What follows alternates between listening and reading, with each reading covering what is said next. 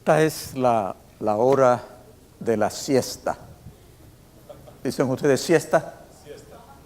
Es la hora de la siesta. Es muy fácil que ustedes se duerman. Yo voy a hacer una sugerencia.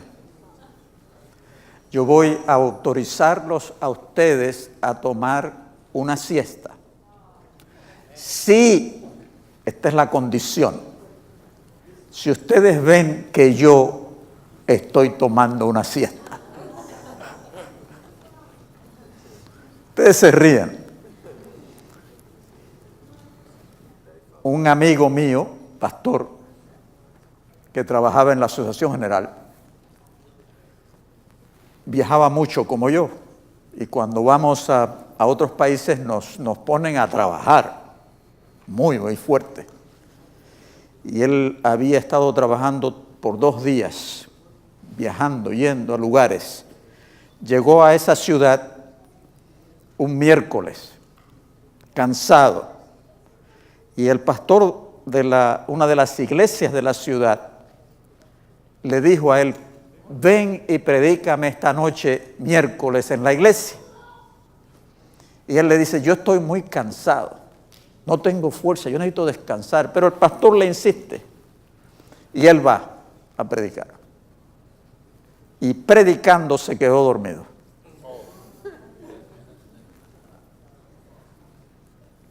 Por unos segundos. Estaba predicando, hizo una pausa, se reclinó, se fue. Así que si usted ve que yo hago eso, usted toma su siesta. ¿Está bien?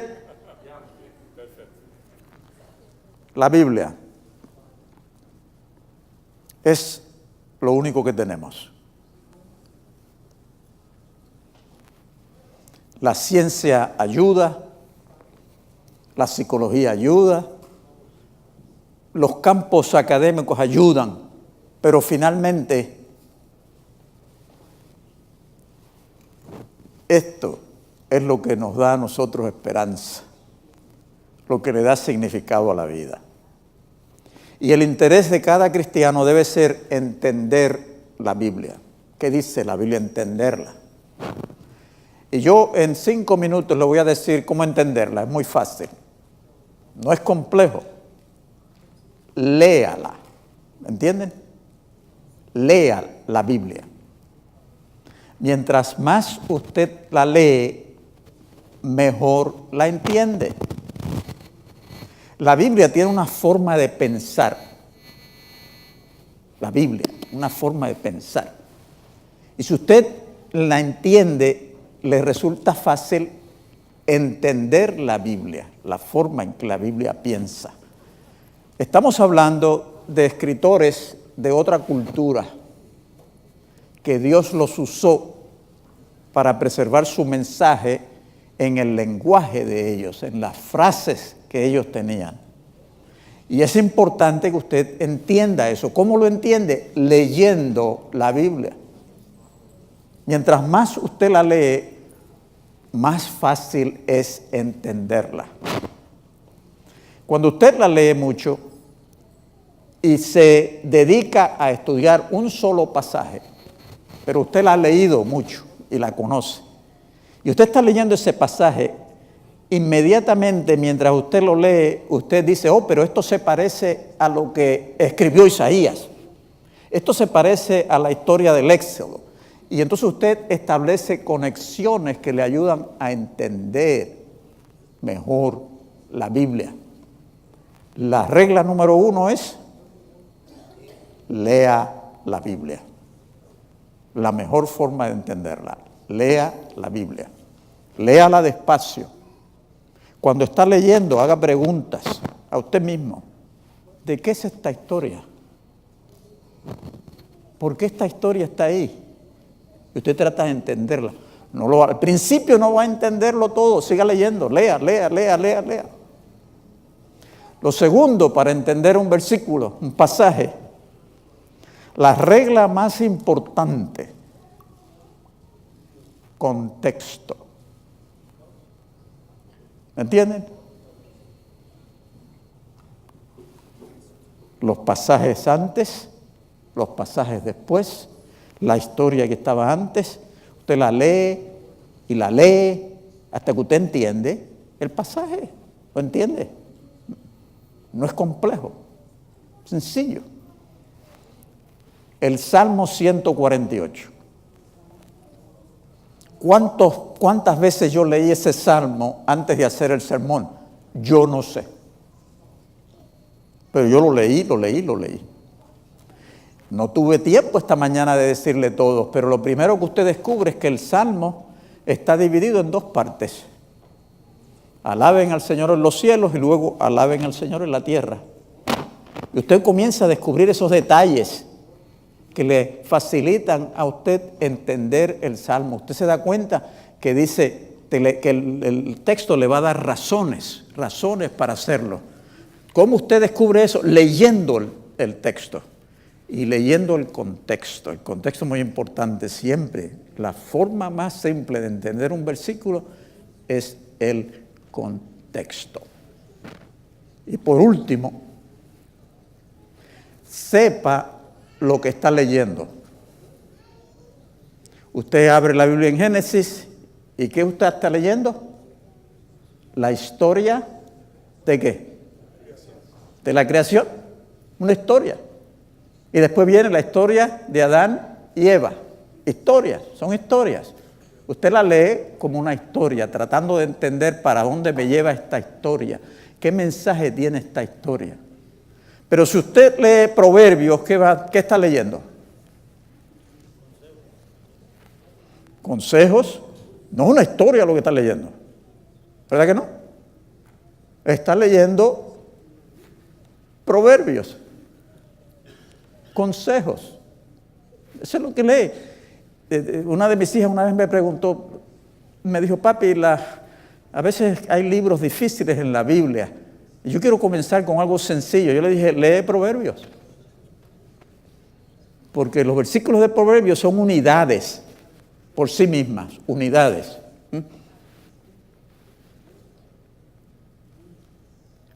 Aún el necio, cuando guarda silencio, pasa por sabio. ¿No es cierto? Usted está hablando y hay una persona que parece muy interesada y usted piensa, esa persona parece inteligente, hasta que se pone de pie y dice, cada proverbio es una cápsula de un consejo por sí misma y no son muy difíciles de entender. Algunos sí, pero la mayor parte de ellos son acerca de la vida diaria, cómo tener éxito en la vida diaria. Muy claro, no es historia. Usted lee Salmos, ni es proverbio, aunque tiene algunos proverbios, ni es proverbio ni es historia, ¿qué es? Himnos, que se usaban en el templo, así que para usted entender bien los salmos, a veces es importante saber lo que pasaba en el templo. Ese es el trasfondo, lo que está detrás de los salmos, la ayuda. Y tiene poesía en los profetas y demás, y luego al Nuevo Testamento. ¿Y qué es lo que tiene el Nuevo Testamento? Los evangelios, que son historias, y después cartas. ¿Dicen cartas en ustedes? Sí. Epístolas, cartas, que Pablo mandó cartas. Esas cositas que parecen ser muy sencillas son importantes al momento de interpretar el texto. Y tiene profecía y tiene apocalíptica y no las puede mezclar. Si las mezcla, la interpretación está mal. ¿Les compliqué la vida? Si fuera tan difícil entender la Biblia, pues Dios cometió un error. El mensaje de la Biblia es claro. Hay misterios aquí. Misterios profundos, difíciles. Pero el mensaje de la Biblia en sí mismo, muy sencillo. Léala para que entienda cómo funciona el pensamiento bíblico. El contexto, siempre el contexto, y sepa que está leyendo. Estoy leyendo poesía, estoy leyendo historias, proverbios, y sobre todo, aprenda a orar. El intérprete de la Biblia no soy yo. El intérprete de la Biblia es el Espíritu.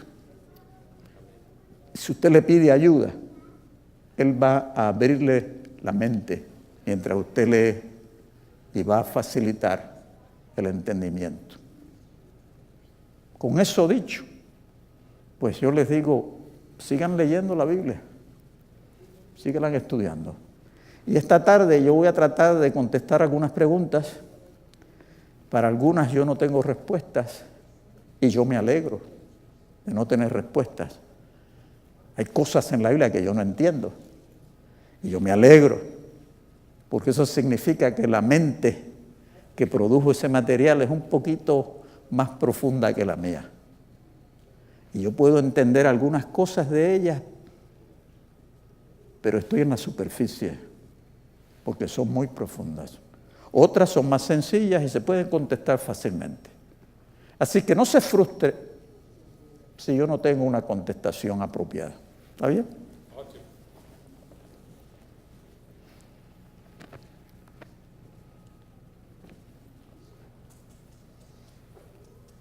Ok. O lapela está funcionando?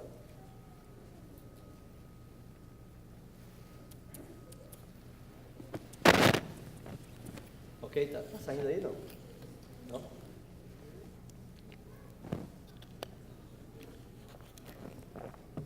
E agora? Não? Não? Sim? Sim? Ok. Eu vou sentar, mas pode ficar em pé, viu, pastor? se o senhor pero quiser. yo voy a estar de pie, yo creo que tú también tienes que estar de pie. Es que yo pienso mejor de pie. Oi. No meu? Acho que eu falo tão alto já. Ok.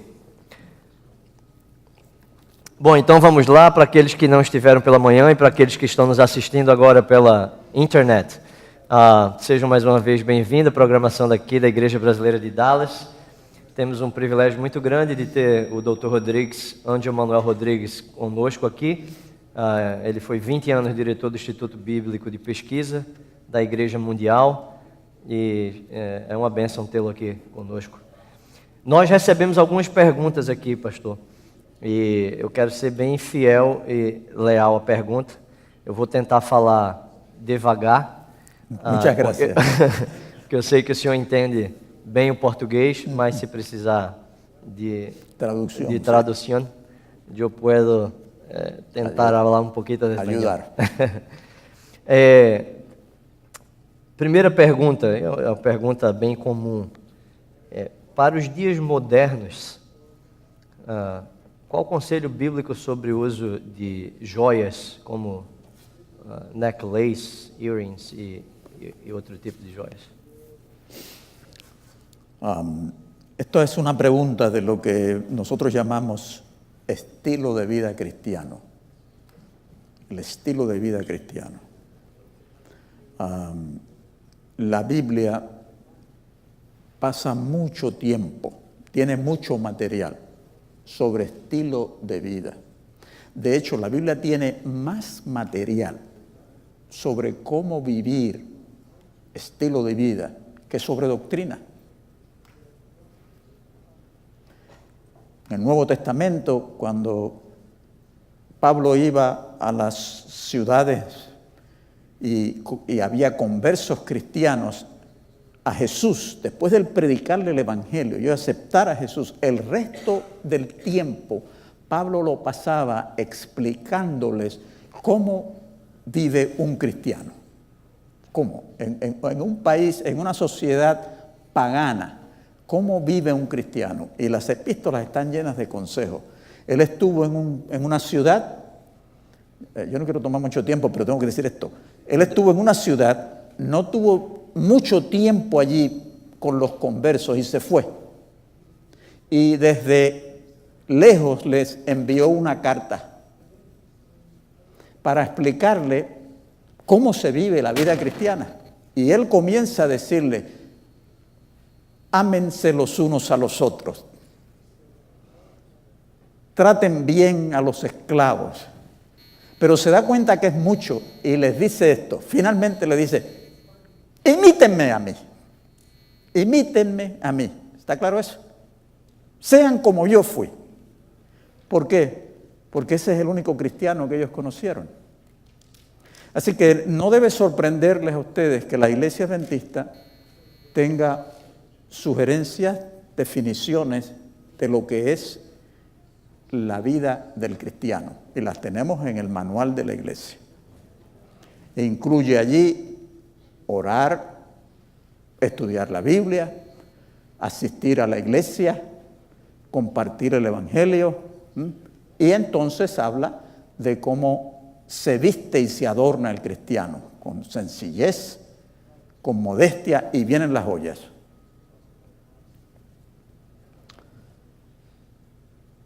La posición de la iglesia ha sido joyas o prendas, no sé cómo le llaman ustedes, que son para adornarse, están fuera de lugar en la experiencia cristiana.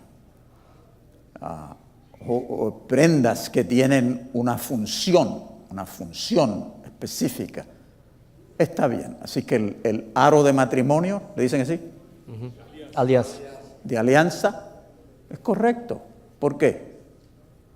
Porque lo identifica usted como una persona que tiene una esposa o un esposo y es leal a ella o a él. Y eso es importante en muchas culturas alrededor del mundo. Así que la iglesia dice, bueno, esa es una joya, eso tiene un contenido ético y moral y está correcto. Se han hecho esas distinciones. ¿Por qué las hacemos? ¿Por qué hicimos eso? Porque la Biblia habla acerca de este tema.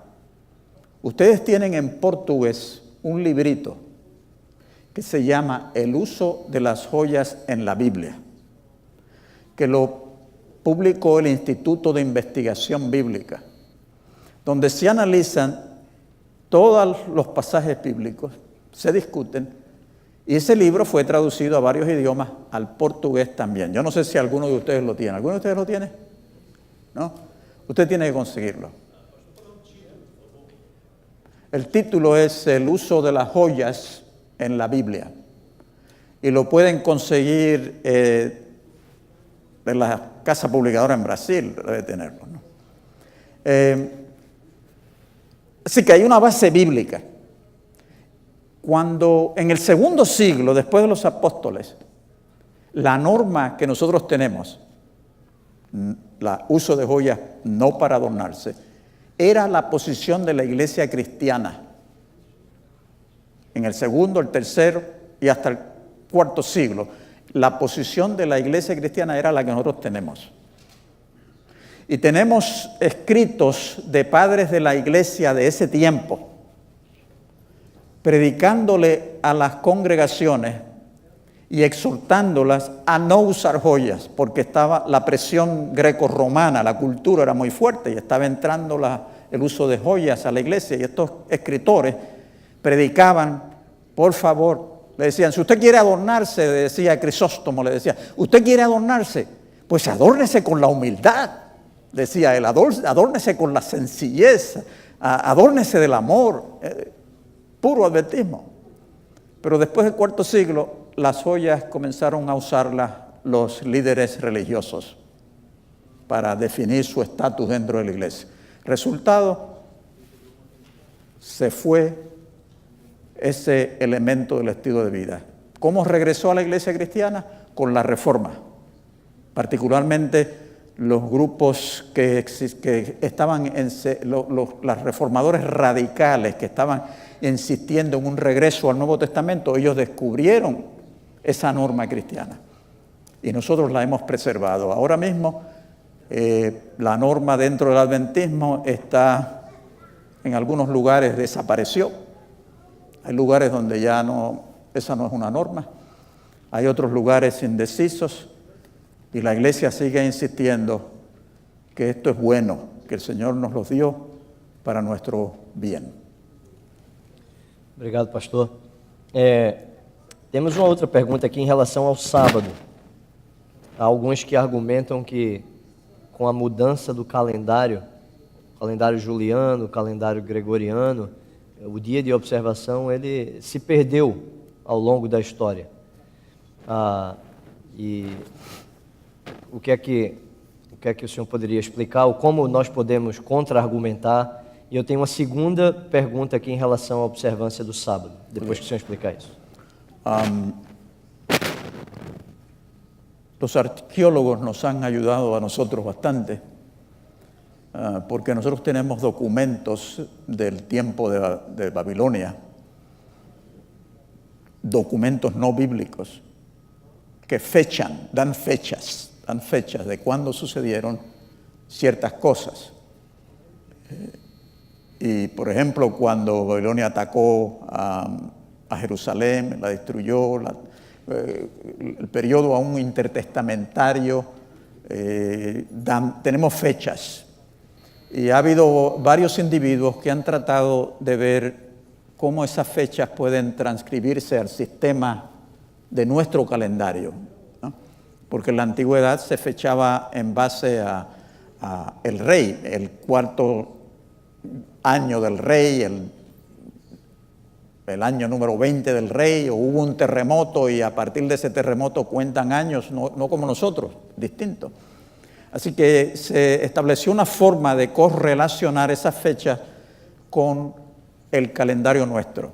Y ahora eso se usa mucho en comentarios bíblicos y en todos los sistemas. Y un escritor escribió un artículo acerca del sábado y los ataques contra Israel, militares. Y lograron identificar que en muchos casos los ataques contra Israel se hacían en sábado porque los israelitas no se defendían. Y eso lo que hizo fue que estableció una correlación entre el sábado antes de Cristo y el sábado hoy. Y no ha cambiado. Se demostró que no ha cambiado. La semana ha seguido como era. La mejor forma de argumentar acerca de esto es: Jesús guardó el sábado. Y es muy fácil proyectarse ahora hacia el tiempo de Jesús y entender cuál era para Jesús el día de la semana y luego trazarlo hasta hoy. Y se ha hecho, demostrado que no ha habido cambio en el sábado. Hubo cambios en el calendario, pero el cambio no fue de la semana, sino de los días, contando días. De manera que si acortaron, digamos, un mes, ellos no acortaron la semana siguió en su proceso. De manera que hasta donde nosotros podamos indicar, la historia demuestra que el sábado, la semana, debo decir, no ha sido alterada. No hay evidencia para demostrar que ha sido alterada. O engraçado é que alguns que fazem esse tipo de argumentação em relação à mudança do dia de sábado, eles mesmos, os cristãos que fazem isso, eles observam o dia de guarda no domingo. Então, como é que o domingo foi mantido e o sábado não? Efectivamente. Se uno se dañó el otro. Como fazer a observância do sábado em locais ou países que têm os problemas com o solstício e o equinócio, que os dias são mais curtos ou mais longos? La sugerencia de la idea es: usted trabaja en el país donde está, aún en las partes más al norte, hay un momento en que la luz del sol llega a una cumbre, y eso se usa para medir el día. Así que hay formas de hacerlo. No es lo ideal, pero hay formas. Ellos tienen sus formas, los adventistas y los judíos que han vivido en esos lugares. Ellos tienen su forma de medir el movimiento del sol, que es prácticamente imperceptible, pero siempre hay alguna señal en términos de la luz del sol que ellos utilizan para determinar el movimiento de un día al otro. Ok. Em relação a, talvez o sábado se incluiria nisso também, mas em relação à lei cerimonial, a lei moral, tem textos que Paulo fala que a lei foi anulada, as leis, pelo menos em Efésios 2,15 fala a lei de ordenanças teria sido anulada. O que é que Paulo estava querendo dizer com isso? E que leis foram cancelados com a morte de Cristo e que leis permanecem hoje. Cuando usted lee el Antiguo Testamento, usted encuentra una serie de leyes. Usted encuentra, por ejemplo, los 10 mandamientos, que no se le pueden acreditar a una cultura en específico.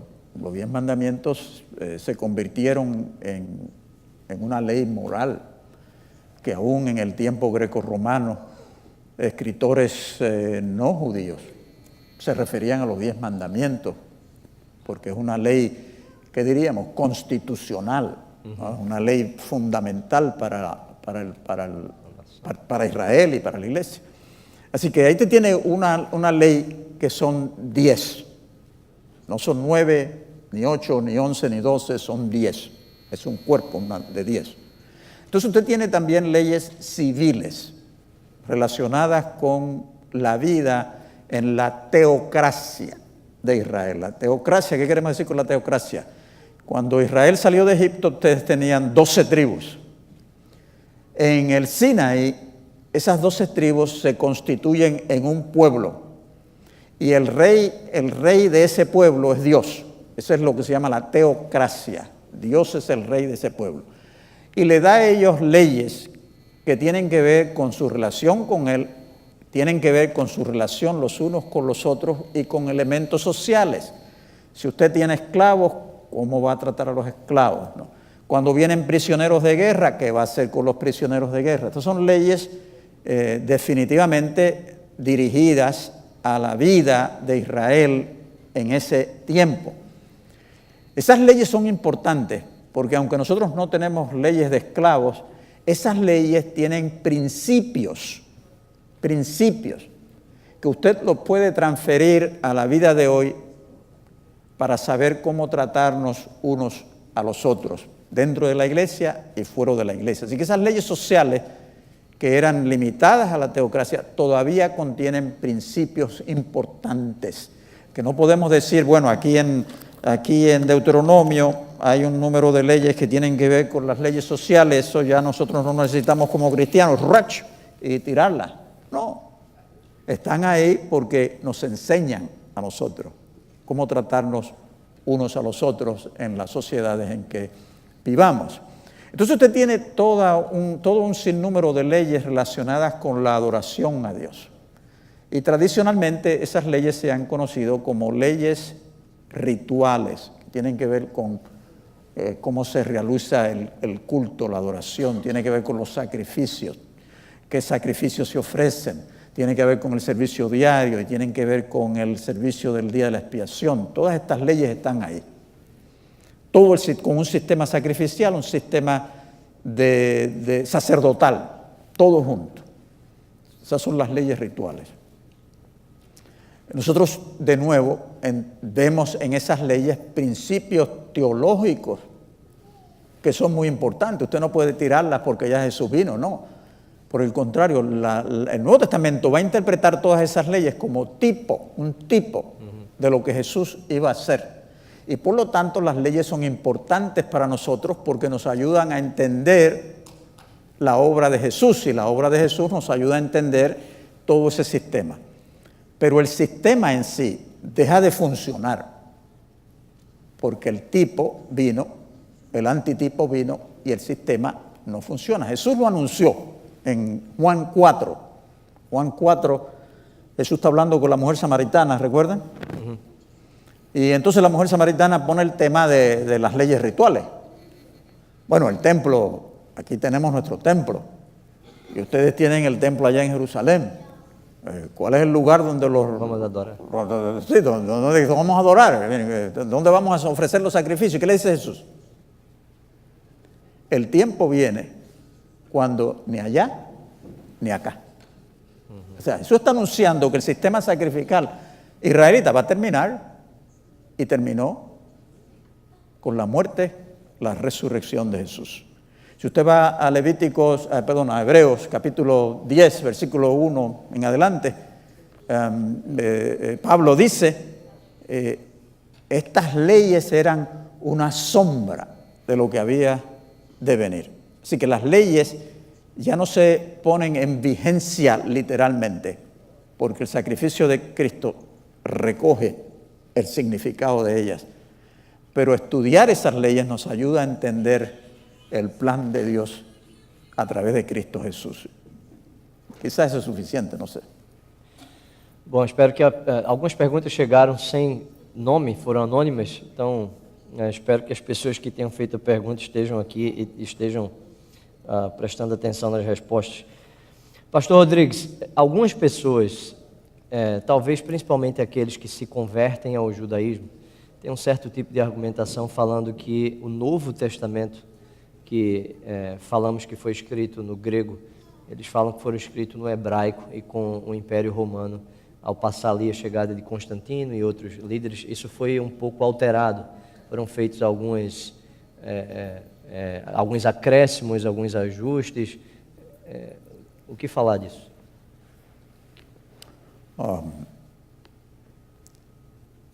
Si el intento es desacreditar el Nuevo Testamento, no hay evidencia histórica para esto.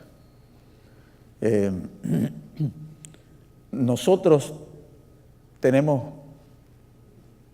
alrededor de 5,000 manuscritos o fragmentos de manuscritos del griego del Nuevo Testamento. Una cantidad significativa. Esos manuscritos pues los fechan. Por ejemplo, ellos encuentran una porción del libro de Mateo en un manuscrito griego del IV siglo, pero tienen otros que son del III siglo, y de hecho en las epístolas de Pablo tienen algunas que son del II siglo. Así que tú tienes todos estos fragmentos, y en algunos casos enteros, ¿no?, en griego. Y los especialistas tienen la responsabilidad de fechar esos manuscritos a fin de ver cuál es el manuscrito que se acerca más al original, porque no tenemos, por ejemplo, no tenemos la carta que Pablo escribió a los romanos, no la tenemos, pero tenemos copias de esa carta. Y usted tiene esos manuscritos, así que ellos los comparan. ¿Y qué es lo que han encontrado? Han encontrado diferencias. Hay diferencias.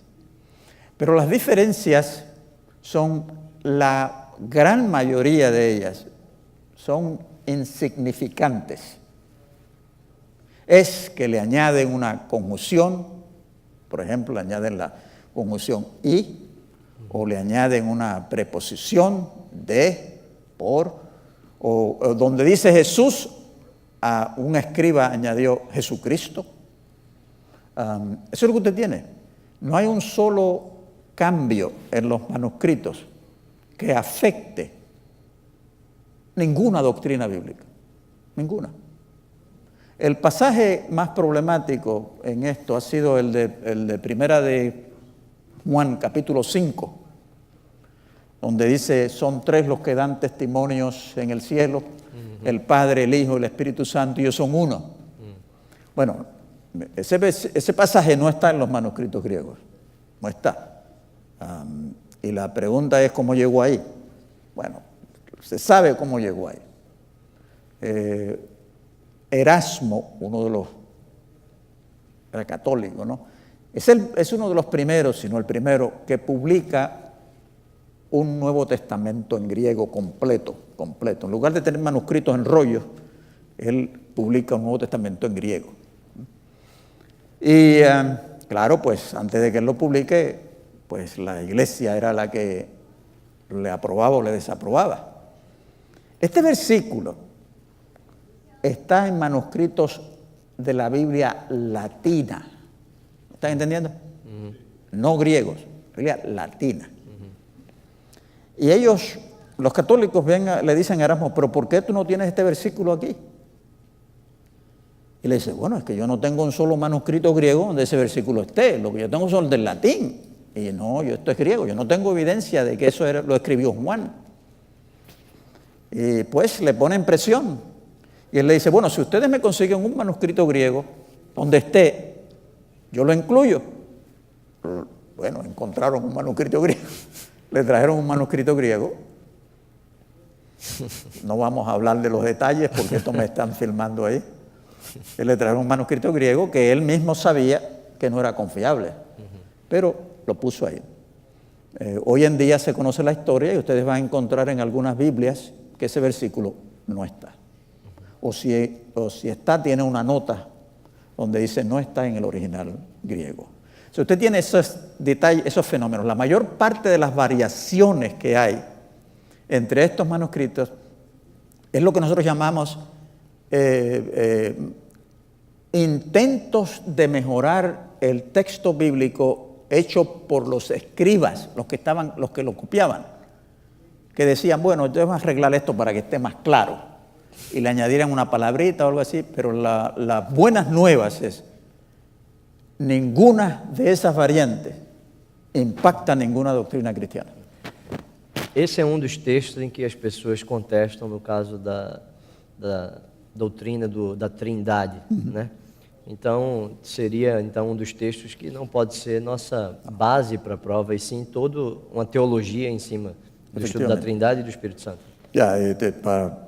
No necesitamos ese versículo para demostrar la doctrina de la Trinidad. Es muy clara desde que tú comienzas en el Nuevo Testamento, yendo al Antiguo Testamento, pero en el Nuevo Testamento comenzando con Juan, y la doctrina fluye por todo el Nuevo Testamento, de manera que este versículo no es necesário para nós. Fantástico, obrigado. E essa pergunta é bem interessante, pastor Rodrigues. E os jovens têm estudado profecia aqui na igreja, e os jovens são muito criativos, né? E gostam de pensar, especular sobre coisas. Apocalipse 20 apresenta um lago de fogo, onde vai ser jogado lá o falso profeta, a besta e o próprio Satanás. E avaliando nessa punição, a destruição final, inclusive esse é um dos textos de que quando se conversa sobre a imortalidade da alma, de falar que nós vamos durar até que a matéria dure, e depois vai existir o aniquilacionismo, né? Mas aí nós encontramos um texto, Jesus falando que aqueles que praticaram muito, com muitos açoites receberão. Os que praticaram poucos açoites receberão. E aí fica a dúvida na cabeça. Mas veja, como é essa punição? Se vai todo mundo para o lago de fogo, e todo mundo vai durar enquanto a sua matéria durar, porque esses que vão receber um castigo maior e receber um castigo menor. E a gente realmente encontra Jesus falando isso, e encontra a nossa amiga, como chama a Little Old Lady, Ellen White, também corrobora com a ideia de uma variação no castigo final. Como seria essa punição, então? O versículo que tu tienes de Lucas, ¿no es cierto? Lucas 12, 47 y 48. Okay. Usted comienza con el texto. ¿Okay? ¿Qué es lo que el texto dice? Y el texto dice lo que tú dices. El texto dice que unos van a sufrir más, otros van a sufrir menos. Eso es lo que la Biblia dice. ¿Cómo va a ser eso? Es otra pregunta. ¿Usted me entiende? Usted comienza con lo que la Biblia dice. Como la Biblia lo dice, Elena White lo confirma también. Esto es lo que la Biblia dice, que algunos sufrirán menos, otros sufrirán más. Eso es lo que el texto dice. Si yo no lo entiendo, eso no significa que el texto está mal. Yo no lo entiendo porque me falta información. Yo no sé cómo va a pasar, pero el texto bíblico dice que va a pasar. Pero yo quiero entender cómo va a pasar. Yo quiero entender. ¿Y qué yo hago? Yo especulo. ¿Dicen así? Sí. Yo especulo. ¿Qué quiere decir con especulo? No tengo evidencia bíblica, no tengo un texto que me diga. Así que yo comienzo a decir, bueno, es posible que esto va a suceder de esta manera. Pero ¿qué es lo que yo estoy diciendo? Lo que yo pienso. Y lo que yo pienso, como no hay un texto bíblico que me ayude, tiene el mismo valor que lo que usted piense. ¿Estamos claros? Así que yo especulo, ya que tú hiciste la pregunta. Pues yo voy a especular.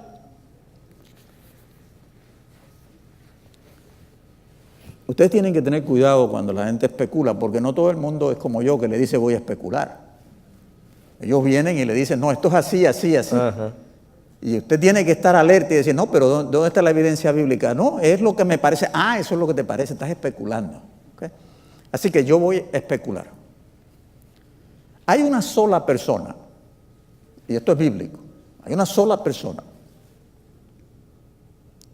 que pasó por esa experiencia. Ya pasó por esa experiencia. Recibió la pena de muerte final y murió. Y en el proceso sufrió. ¿De quién estoy hablando? Jesus? Estoy hablando de Jesús. Jesus. ¿Verdad? Él ocupó mi lugar. Yo no tengo que morir eternamente, pero Él murió eternamente. Así que la experiencia de Él quizás me puede ayudar a mí en mi especulación. Recuerden eso, me puede ayudar. ¿Pueden sufrir las personas más y otras menos? La Biblia dice que sí. ¿Cómo? Yo no estoy seguro, pero les voy a dar esta sugerencia. Jesús está sufriendo desde el jueves por la noche, ¿no es cierto? Y de madrugada, el viernes, y el viernes es terrible, sube a la cruz y está sufriendo allí, sufriendo. Y él está aguantando ese sufrimiento, sintiendo ese sufrimiento. Es decir, que no se muere, se muere. ¿Cuándo se muere él? ¿Saben cuándo? Na hora. Cuando él entrega la vida. Llega el momento en que él dice, Padre, te entrego la vida. Okay. Yo parto de ahí para sugerir que mientras el ser humano quiera retener la vida, va a sufrir. Y algunos van a sufrir más porque en medio de esa situación quieren seguir viviendo. Pero en el momento en que digan, Señor, esta vida es tuya, yo te la devuelvo, terminan. ¿Qué es lo que va a hacer la diferencia? Yo no sé de nuevo, pero yo les sugiero que lo que va a hacer la diferencia es el nivel de corrupción moral y espiritual de esa criatura. Por eso la señora White dice que Lucifer será el que pasará más tiempo, porque él llegó a alcanzar un nivel de corrupción que ningún otro alcanzó y él se aferra a su propia vida por mucho más tiempo. Pero al final, ¿qué va a hacer?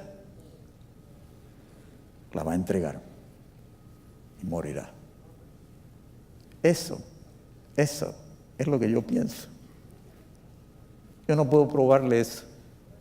No puedo probarlo. Tiene un poquito de lógica porque tiene una base cristológica que podría ser útil. Pero la verdad es esta. Yo no quiero averiguar cómo va a pasar eso. ¿Me entienden? Yo no quiero averiguar, dicen ustedes, ¿sí? Nem eu também. Yo no quiero averiguar cómo va a pasar.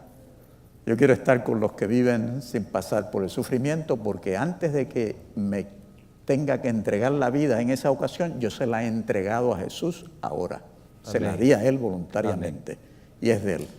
No tengo que esperar a esse momento para entregá-la. Lo hice hoje. Amém. Aqui vai um texto, pastor, que geralmente homens e mulheres fazem ele e a gente tem que apaziguar as emoções sobre esse texto e toda sessão de perguntas esse texto aparece. Está lá em Gênesis 3,16, eu acredito, onde fala que Deus falando para Eva, o seu desejo será para o seu marido e ele a dominará. Qual o significado dessa passagem? Não tenho nada que dizer. Há muitas mulheres aqui. Sua esposa está olhando ali, né? Sí, minha esposa me está haciendo.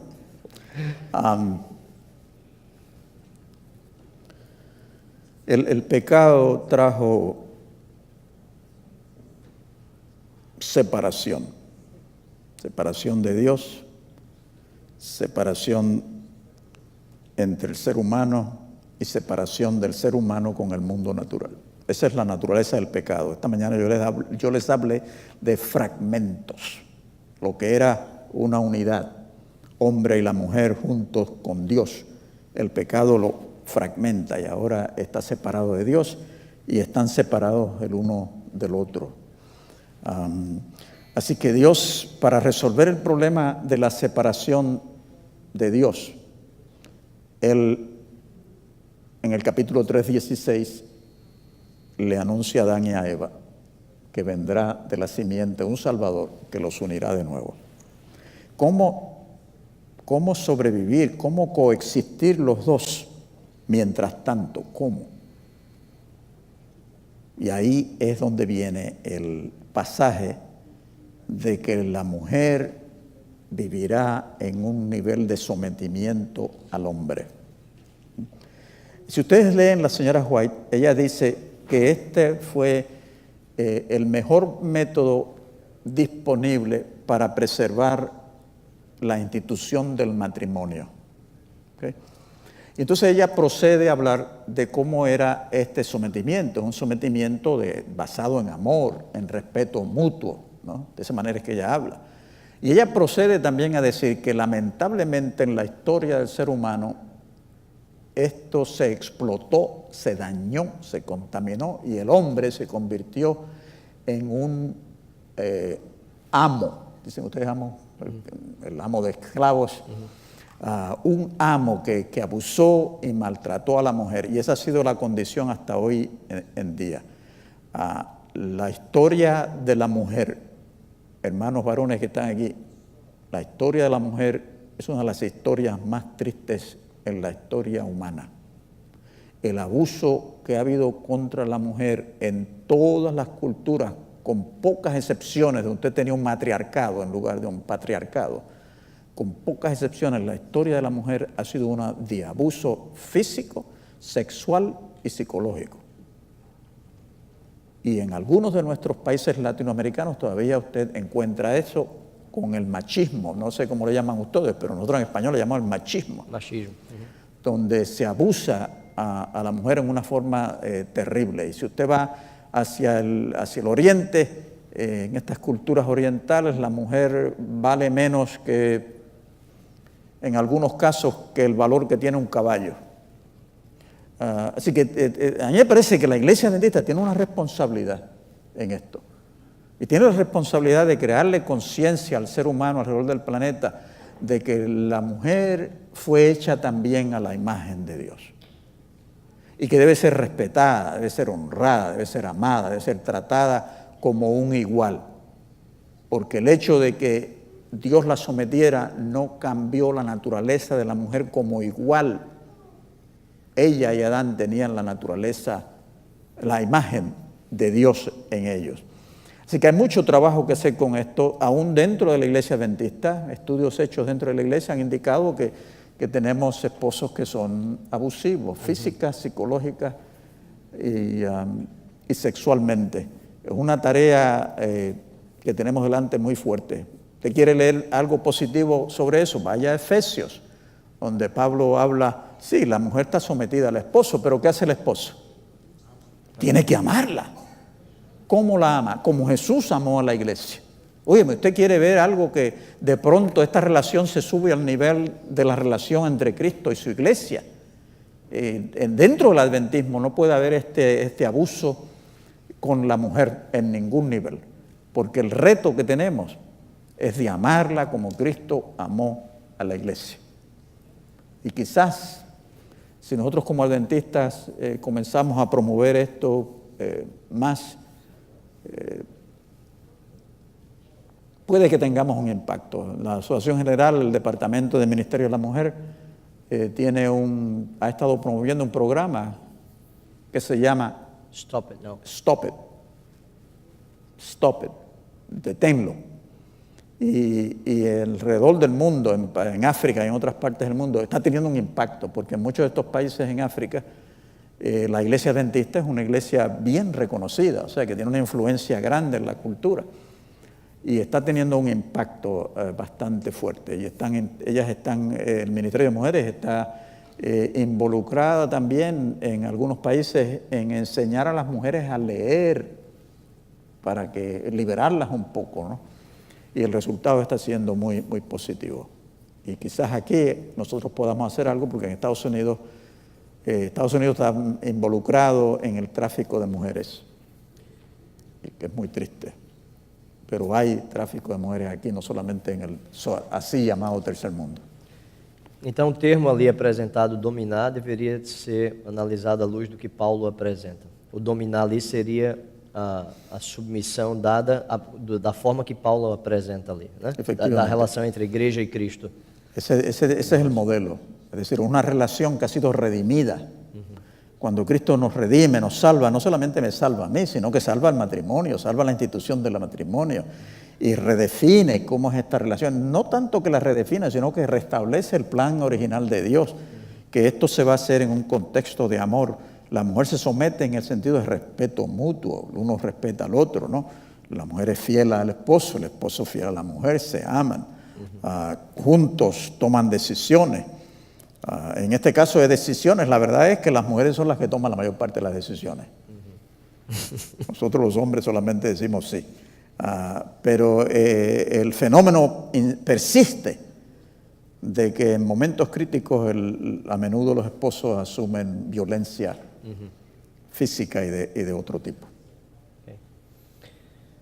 Inclusive, ao analisar Paulo em Efésios, se a gente for perguntar quem foi que se doou mais entre a igreja e Cristo, a gente vai identificar quem é que deu mais, né? Se tivesse que dar mais de um casamento, o Senhor Jesus deu tudo. Ok, aqui temos um texto que sempre foi levantado contra o argumento do ministério de Jesus no Santuário Celestial, que foi na década de 70, eu acredito, Desmond Ford, ele levantou esse texto que é utilizado lá em Hebreus, quando, acredito que é Hebreus 9:12, quando fala que Jesus, através do seu sangue de uma só vez, e apresenta Jesus ali como sumo sacerdote, foi à direita do Pai, dando a entender que ele entra lá e temos um sumo sacerdote que está lá no Santíssimo. E nós, ao estudarmos a profecia de 2.300 anos, temos toda a teologia do santuário e apresentamos essa mudança de ministério de Cristo em 1844. Como a gente poderia argumentar o fato desse texto de Hebreus? Apresentando Cristo como sumo sacerdote y vendo no Santísimo ya. Hay varias cosas que se pueden decir sobre esto. Hay una diferencia entre Jesús como sumo sacerdote y los sumos sacerdotes terrenales. Una diferencia. Aquellos son tipos, Él es la realidad. Hebreos dice, estos ofrecían sacrificios a favor de otros, pero tenían que ofrecer sacrificios también a favor de ellos, porque eran pecadores. Jesús ofrece sacrificio por otros, no por él, porque él no peca. O sea que Hebreo está tratando de establecer que el antitipo es mucho más grande que el tipo, mucho más glorioso. En el santuario terrenal usted tiene el lugar santo y el santísimo, y el único que tiene acceso al Santísimo es el sumo sacerdote una vez al año. O sea que el acceso es limitado. No es que no haya acceso a Dios en el lugar santísimo, pero es limitado, muy limitado. Viene Jesús. Jesús llega. Él no tiene pecado. Él es Dios hecho carne. Por lo tanto, Él tiene acceso a Dios ¿cuánto tiempo? ¿Cuántas veces? Cuanto quiera. Todo el tiempo. Él tiene acceso al Padre todo el tiempo, porque el antitipo es más grande, mucho más grande que el tipo. Él es Dios hecho carne. Él entra a donde está el Padre, se sienta con el Padre, rige el universo en el trono del Padre, porque Él es Dios también y es nuestro sumo sacerdote.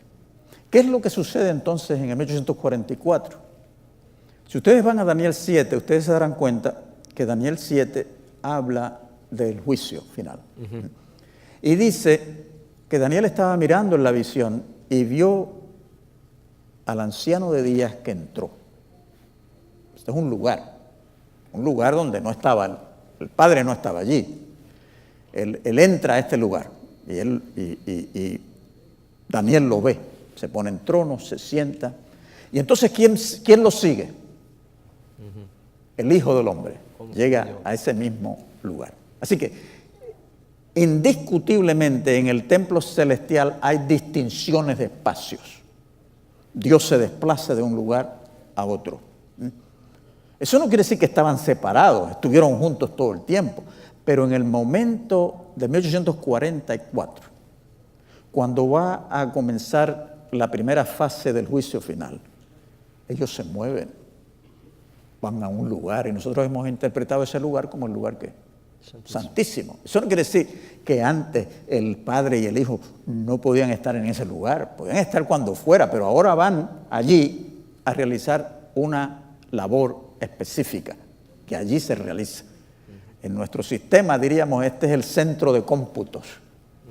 Allí es que están los registros de la historia del reino de Dios y hay que tener acceso a ellos. Ellos van allí para analizar ese material. Inclusive, Daniel fala que abriu-se os livros. Efectivamente, allí están los libros y se abren. Así que el hecho de que estuvieron juntos todo el tiempo, aún sentados en el trono, no quiere decir que hay otro espacio. Hay otro espacio donde van cuando tiene que comenzar un evento específico dentro del plan de salvación. No sé si eso ayuda, quizás sí. Essas perguntas aqui agora, elas talvez não tenham um cunho de um texto bíblico, mas são especulações são especulações e perguntas que nós temos em relação a um tempo o qual nós estamos vendo que está se aproximando em passos largos, com uma rapidez muito grande. O povo de Deus, baseado num contexto apresentado por Joel, ele acredita nesses dois momentos de uma dispensação maior do poder do Espírito, apresentado como chuva temprana temporã e chuva serôdia. É possível que, sendo a chuva serôdia um processo onde Deus vai dispensar para término da obra, para que possamos enfrentar aquilo que nos aguarda à frente, é possível que as primeiras gotas ou que haja já um despertar, um movimento de Deus em relação a esse processo da chuva serôdia hoje? Yo entiendo que la señora White dice que sí, que elementos de esa lluvia tardía se pueden sentir hoy en día en el pueblo de Dios. Estas son imágenes. O sea, cuando hablamos de lluvia temprana, de lluvia tardía, estas son imágenes. Aquí es donde usted, que ha leído la Biblia, se da cuenta que la lluvia temprana cae para ablandar el terreno. En la agricultura de Israel, de Canaán, ablanda el terreno. Usted siembra, usted siembra la semilla, luego cae la lluvia temprana y esa semilla brota y comienza a crecer. Pero es la venida de las lluvias tardías, probablemente noviembre, diciembre, que madura para la cosecha. Sí, de ahí es que viene esta imagen. Son imágenes del mundo agrícola de la tierra de Canaán. Así que eso se toma como, la iglesia cristiana comienza con una manifestación del Espíritu y surge. Y luego el conflicto se cierra con una manifestación más poderosa del Espíritu en la iglesia que permite que la iglesia concluya su misión y se cierre el conflicto. O sea, esa es la forma en que estas imágenes se usan. Lo que nosotros tenemos que tener cuidado es cuando oramos por la lluvia tardía, que generalmente decimos vamos a orar porque el Espíritu se derrame. Y ese lenguaje está bien, pero hay que tener cuidado porque el Espíritu se le dio a la iglesia en Pentecostés. Y la iglesia no ha estado sin el Espíritu. La iglesia tiene el Espíritu. La razón por la que usted y yo estamos aquí es porque el Espíritu obró en nosotros. Y nosotros recibimos el Espíritu. Usted y yo tenemos el Espíritu. Por eso la conciencia nos molesta, nos habla, nos dice, ¿no? Y tratamos de ser mejores y pedimos perdón por nuestro, porque tenemos el Espíritu. Si no, estaríamos en el mall, shopping mall a esta hora, ¿no? Así que el Espíritu se ha quedado con la iglesia y sigue con la iglesia y dirige la misión de la iglesia. Y la iglesia viene creciendo alrededor del mundo porque el Espíritu está aquí. Lo que nosotros hablamos cuando hablamos de lluvia tardía es de una intensificación de la obra del Espíritu en la iglesia, porque el Espíritu ya está. Él va a intensificar su manifestación. Y mientras más nosotros le permitamos al Espíritu que nos use, más del Espíritu vamos a recibir para seguirnos usando. Así que en ese sentido, la lluvia tardía es un proceso de lluvia donde el creyente va creciendo en el servicio a Dios y en permitir que el Espíritu le use. Y podemos pensar que hoy en día sí, hay individuos que están recibiendo más poder del Espíritu para realizar la obra en diferentes partes del mundo, ¿no? A lugares donde nosotros no estamos, donde el reto es mayor. Allí está el Espíritu en el ground, donde está la iglesia haciendo la obra. Yo pienso que es prudente y sabio orar para que Dios nos dé más de su Espíritu, pero eso significa que Él quiere usarnos más. Nos da del Espíritu para usarnos más, para transformarnos a nosotros en nuestros caracteres, hacernos semejantes a Cristo, pero para usarnos más en la proclamação del Evangelho. Ok. Pastor, nós entendemos que ali no momento do surgimento da Igreja Adventista, ao longo do ministério da irmã White, houve um período em que o Dr. Kellogg escreveu um livro, né, o Living Temple, e ela classificou aquele momento dando o nome de uma apostasia, chamada apostasia alfa. E ela menciona também uma apostasia ômega, né, caracterizando com as duas letras do alfabeto grego, o início e o fim. E ela fala que a ômega seria bem pior do que a apostasia alfa. E ela tremia pelo que o povo de Deus ia estar enfrentando. É identificado também de que ela teve uma visão e viu um trem andando com vários vagões. E ela perguntou quem era o maquinista do trem para o anjo que estava com ela, e ele falou que era o Lúcifer, e que o primeiro vagão era o espiritualismo.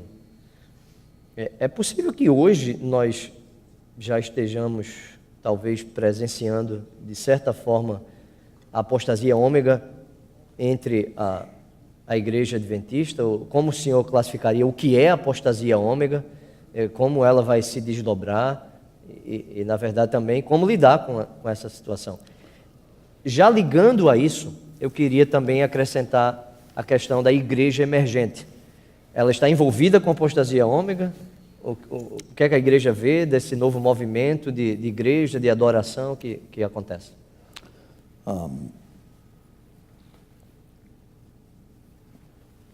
Cuando usted va a interpretar a Elena White, tiene que usar principios de interpretaciones semejantes a los de la Biblia. Usted tiene que leer. Cuando ella habla de alfa y omega, ¿de qué estaba hablando ella? Usted necesita saber de qué estaba hablando ella. Y la única forma que usted tiene que saber de qué estaba hablando ella, para saber de qué estaba hablando ella, es ir y leer lo que ella escribió sobre eso. Y cuando usted hace eso es muy claro. Para ella, la omega, el alfa es la enseñanza de Kellogg con relación a la naturaleza de Dios. Es un tipo de panteísmo, es decir, que Dios no es una persona, es una esencia que está presente en la creación, y particularmente en seres humanos, ¿no? Y Dios no es una persona, es esa fuerza que está en todas partes. Él está introduciendo esa idea en una forma quizás modificada, pero eso es lo que él está tratando de traer a la iglesia. Y la señora White tiene esta visión del tren y del iceberg, témpano de hielo, ¿no? Y el ángel le dice, tienes que darle de frente. Entonces ella dice, esta es el alfa. Y si nosotros no detenemos este tren, vamos a ver la omega. Es decir, vamos a ver a dónde nos va a llevar estas ideas que Kellogg está enseñando. Ella dice, destruirán el mensaje adventista. Así que ella está hablando históricamente de la situación de Kellogg. Lo que ha sucedido con estas citas es que se han tomado para decir que viene una omega futura en la iglesia adventista, una apostasía en la iglesia adventista. Y se han escrito libros de eso y quizás ustedes hasta han leído algunos de esos libros anunciando una apostasía dentro de la iglesia. ¿Es eso posible? Cualquier cosa es posible. Cualquier cosa es posible. ¿Cómo usted sabe si esto es así o no? La forma en que yo lo analizo es la siguiente. Ya yo sé lo que Elena White quiere decir. ¿Puede tener esto una aplicación futura donde haya una omega que venga? Posible. Pero estudio a Elena White. Y Elena White habla de que en la iglesia va a haber apostasía. De hecho, ahora mismo hay en algunos lugares apostasía en la iglesia. Pero para ella la solución de esa apostasía es el shaking. Sacudidura. La sacudidura en la iglesia. Es decir, esta gente que vengan con ideas torcidas no van a destruir la iglesia. Lo que Dios va a hacer es que sacude a la iglesia para que estos se salgan y Él preservar su iglesia. Así que aun cuando se pueda decir en el futuro habrá problemas con esto, tenemos la seguridad de que Dios está encargado de la iglesia y Él se va a encargar de solucionar estos problemas. Amém. Pero la magnitud de una apostasía que amenace con destruir la iglesia adventista no está en los escritos de la señora White. Ella es bien clara, la iglesia será la iglesia triunfante. Va a triunfar. Con relación a la, ¿cómo que se llama? La iglesia emergente. La iglesia emergente es difícil de definir porque en Norteamérica, fuera de la iglesia adventista, este es un concepto que existe. Y en cierta forma algunos adventistas la han tomado. Oficialmente la iglesia adventista ha rechazado este tipo de culto. Este tipo de culto es un tipo de culto dirigido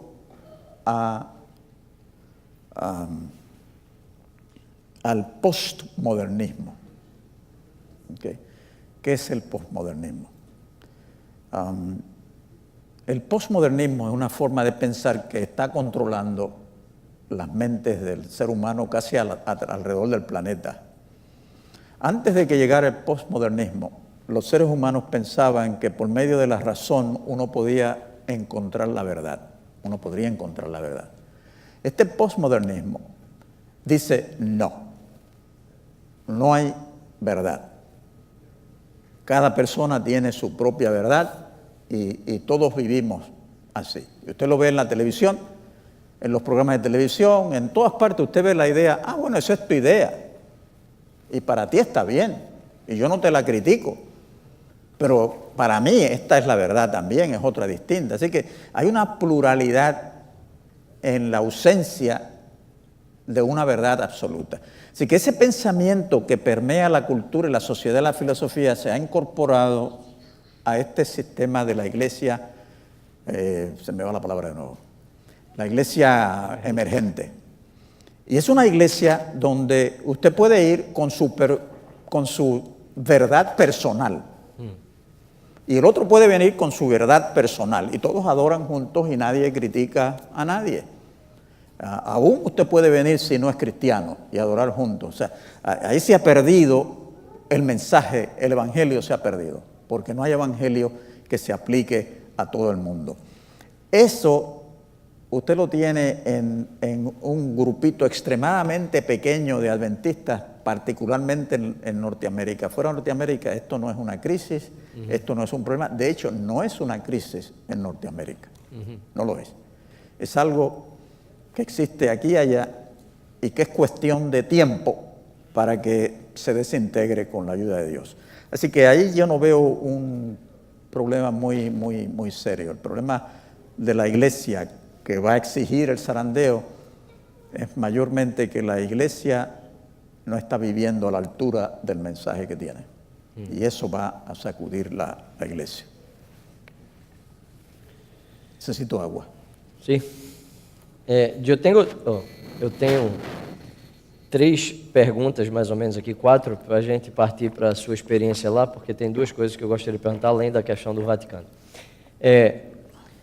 Nós entendemos, através do estudo de Apocalipse 13 e dos relatos do Espírito de Profecia, que vem um decreto que vai afetar a liberdade religiosa de uma certa forma, principalmente para os adoradores do Senhor que observam o dia de guarda, o 7º dia.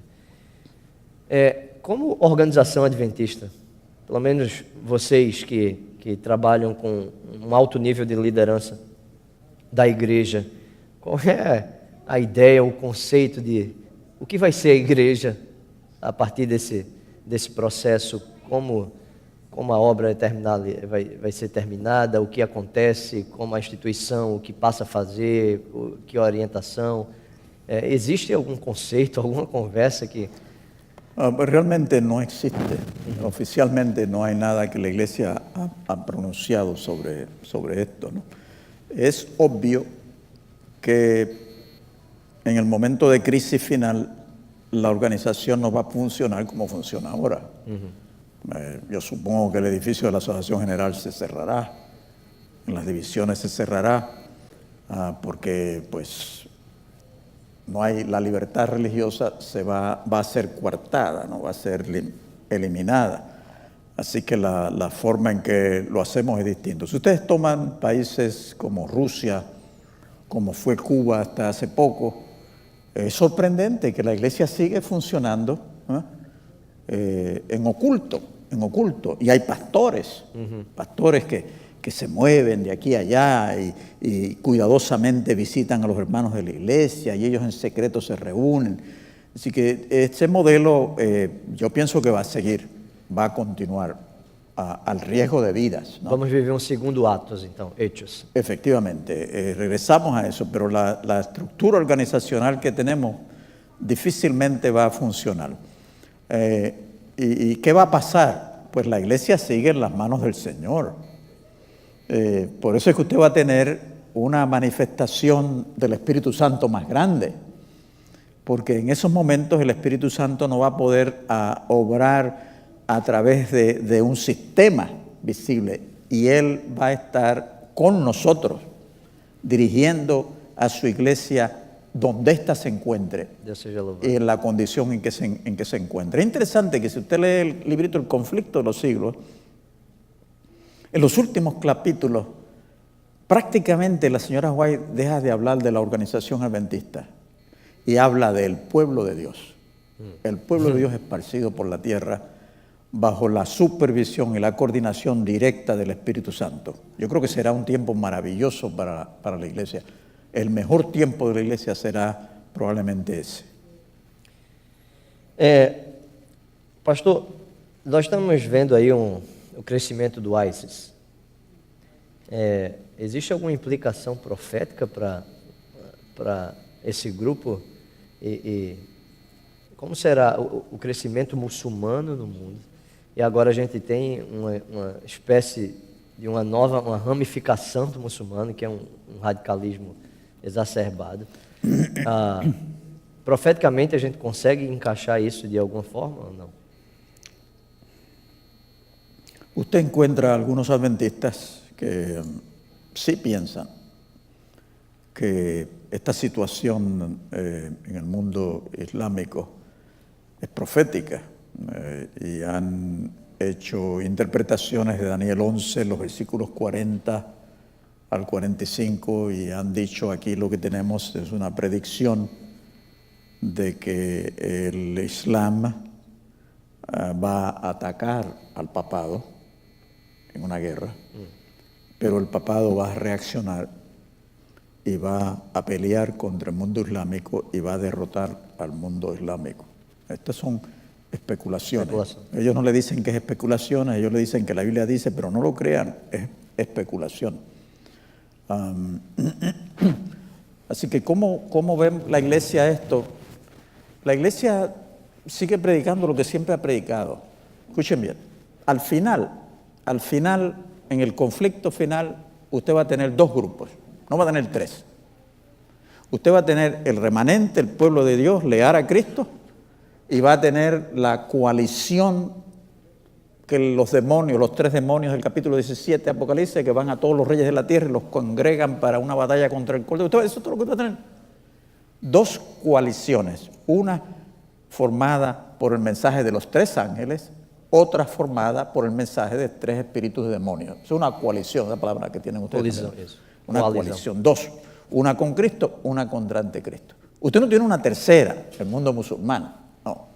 Si algo va a pasar con las religiones mundiales, va a pasar aquí.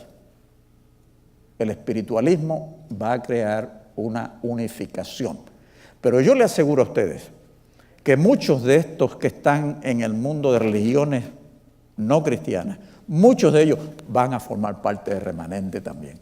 Yo creo. Así que esos movimientos de religiones mundiales que usted tiene no van a permanecer como son. Ellos van a tener que finalmente tomar posturas, decidirse en Cristo o en contra de Cristo.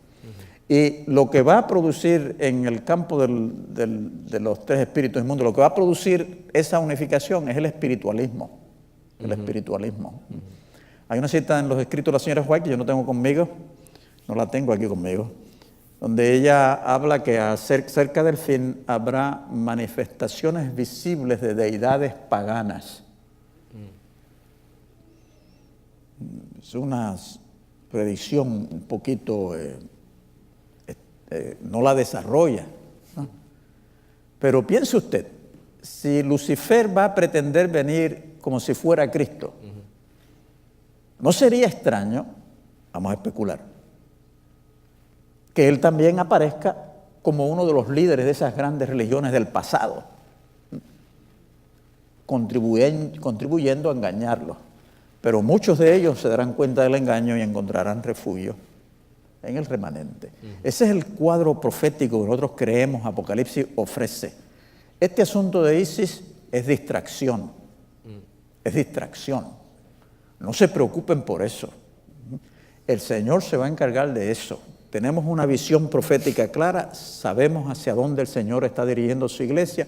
Mantengamos los ojos fijos en aquello que sí sabemos e proclamemos isso também. Amém. Me parece que enquanto Deus quer que os olhos do seu povo estejam voltados para onde está acontecendo o cumprimento profético, que é na segunda besta de Apocalipse 13, o ISIS está acontecendo para o povo, parece que mudar o foco profético para um lugar totalmente diferente.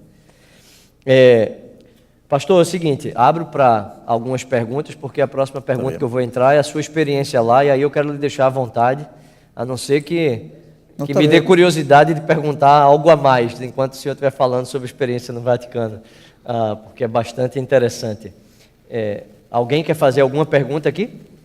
Tem alguém que queira? Alguém comentou comigo lá, acho que foi o irmão de Solange que teria uma pergunta. Já respondeu? Perfeito. Se alguém tiver, pode levantar a mão. Quem? Aqui, o Maurício. E aí eu vou partir para duas perguntas para ele em relação a... Alguém pode levar o microfone lá para o Maurício? O pessoal da mídia em cima, o microfone branco, tá? Ok.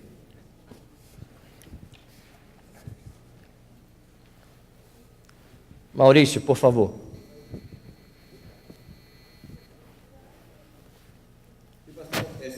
Tengo una pregunta, o sea, dos en una. Muy bien. Hoy en día, pues, se está viendo mucho lo que es el lesbianismo y la persona gay. La primera pregunta es, ¿estas personas nacen con esos hábitos o se hacen? Y la otra respuesta es, si bíblicamente ellos están condenados y no tienen parte de la vida eterna. Esa es la inquietud, porque me la han hecho dos personas. Y no he podido bíblicamente responderles, porque pues es un tema muy delicado. Entonces, no sé. Eso es una pregunta delicada, obviamente, ¿no? ¿Me entiende? Entonces necesito una respuesta. No sé si mis hermanos también tendrán esa inquietud. Yo pienso que es una inquietud de todos.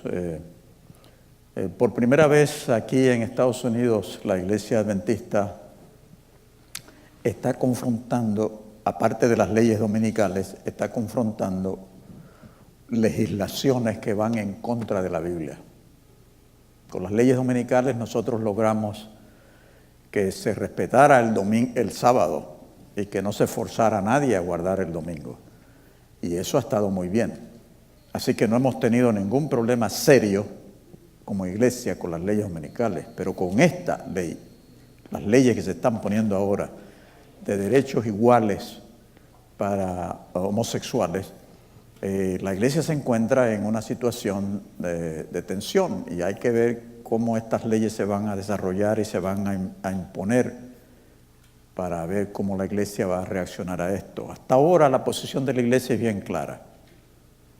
La Biblia condena el homosexualismo. Esa es la posición de la iglesia. ¿Por qué? Porque eso es lo que la Biblia dice. Así que no se permite. Pero la iglesia ha hecho una distinción entre aquel individuo que tiene una orientación sexual homosexual y el individuo que tiene una orientación sexual homosexual y está practicando el homosexualismo. ¿Están entendiendo ustedes?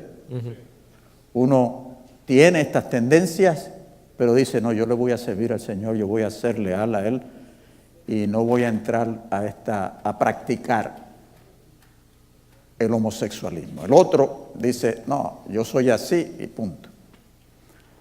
Y la iglesia, por lo tanto, le ha dicho al que no lo está practicando, le dice, tú estás bienvenido, ¿no? ¿Por qué? Porque esta persona, como yo y como usted, está tratando de vivir una vida sometida a Cristo.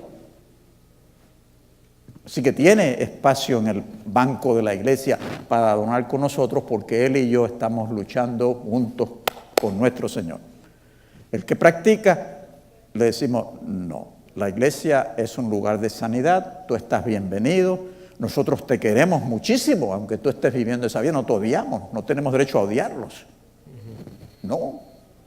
Si nacieron así o no, eso es un asunto sumamente debatido. Y yo no creo que se haya llegado a ningún consenso. Si la persona que es homosexual nació de esa manera o no. Muy debatido. Algunos presentan evidencia científica que sugiere que sí, otros dicen que no existe la evidencia. Pero aun cuando hayan nacido así, si eso es verdad, el llamado del Señor sigue siendo el mismo. Sígueme. Sígueme en mi camino. Y la persona tiene que estar dispuesta a someterse al Señor en todos los aspectos de su vida. La pregunta es si se van a perder o a salvar. Yo le voy a decir esto. Yo dejé de adivinar quién se salva y quién se pierde. Yo dejé de adivinar. Porque se nos ha dicho que vamos a tener en el cielo, ¿qué? Surpresas. Sorpresa. Y si yo voy a adivinar quién se salva y quién se pierde, yo diría, probablemente si no fuera por la gracia de Dios, ¿saben quién se perdería? Yo me perdería. Si no fuera por qué. Por la gracia de Dios. Gloria a Dios por eso. Así que yo no paso juicio sobre nadie. Yo solamente digo lo que la Biblia enseña. Esa es mi función, decir lo que la Biblia enseña. ¿Qué Dios va a hacer? Yo no sé, porque puede que un individuo que ha estado practicando el homosexualismo quede inconsciente y muera, pero en algún momento en esa inconsciencia quizás despierta y habla con el Señor, y le pide perdón al Señor. ¿Y qué usted cree que va a hacer el Señor? Pues perdonarlo, para eso fue que el Hijo murió. Así que yo, en estas cosas, no solamente con los homosexuales, sino con todos los demás, no me pregunte, ¿se salva fulano o no? Eso está en buenas manos. Él es el que sabe sobre estas cosas. Y por último les digo esto. Nuestro llamado no es estar atacando homosexuales que se están casando. Nuestro llamado es a predicar el matrimonio bíblico. ¿Están entendiendo? No hay que tirar piedras. ¿Usted derrota la mentira con qué? ¿Con una piedra? ¿Con la verdad?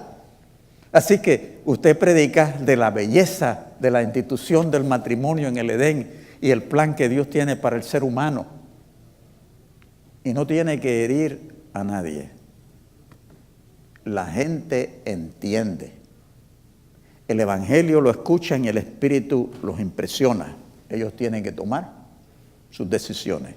Y en el mundo en que vivimos, hay países donde usted no puede decir desde el púlpito nada en contra de los homosexuales, porque usted puede ser llevado a corte. Así que en lugar de hablar de ellos, yo hablo de la belleza del matrimonio cristiano, lo que Dios instituyó, qué cosa bella, ¿no? Y dejo que la verdad haga su trabajo, lo único que podemos hacer. Yo espero que ustedes no me hayan malentendido y que mostremos amor a todos. A mí y a mi esposa nos ha dolido mucho lo que sucedió en Florida. Yo no, personalmente yo no estoy allí. Ese no es mi estilo de vida. Pero dígame una cosa, el Señor murió por ellos también. ¿Cómo un ser humano se atreve a ir a quitar vidas así? Esto no tiene sentido. Este individuo tiene que haber estado poseído de demonios para hacer una cosa de esa magnitud. Y yo creo que nuestro corazón debe expresar cariño y amor aún hacia ellos, sin aprobar el estilo de vida que tienen. Pero son seres humanos por los cuales Cristo murió. Mais alguém? Antes que eu passe para a última fase. Ricardo.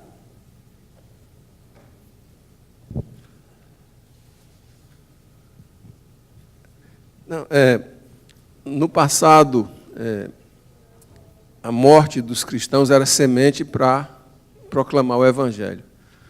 Antes da porta da graça se fechar, ou depois que se feche, será que Deus vai permitir que nós cristãos venhamos a morrer?